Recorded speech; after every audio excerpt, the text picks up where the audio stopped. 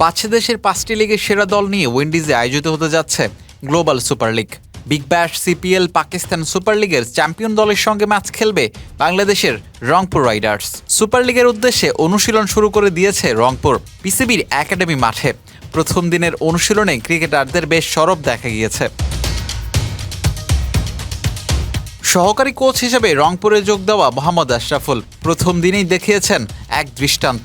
Coach হিসেবে জীবনের প্রথম অ্যাসাইনমেন্ট, এবার ক্রিকেটার হিসেবে নয়, খেলোয়াড়দের সামলিয়েছেন গুরু হিসেবে। বৃহস্পতিবার অনুশীলনে সব ক্রিকেটারকে একসঙ্গে পাননি আশরাফুল।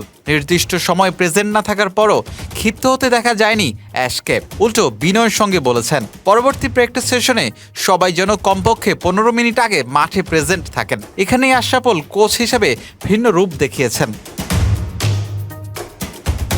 নুরুল হাসান সোহানদের সঙ্গে রংপুরের জার্সিতে খেলবেন মোহাম্মদ সাইফুদ্দিন।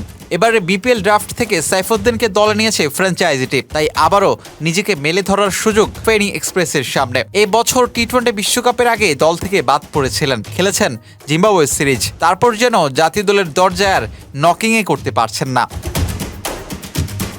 অন্তত 20 ওভারের ফরম্যাটে সাইফ হতে পারেন জাতীয় দলের অন্যতম কার্যকরী সদস্য।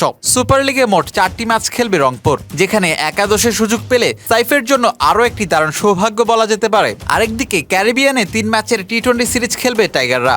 সুপার লিগে ব্যাটে বলে আলো ছড়াতে পারলেই মিলে যেতে পারে ন্যাশনাল টিমের টিকিট।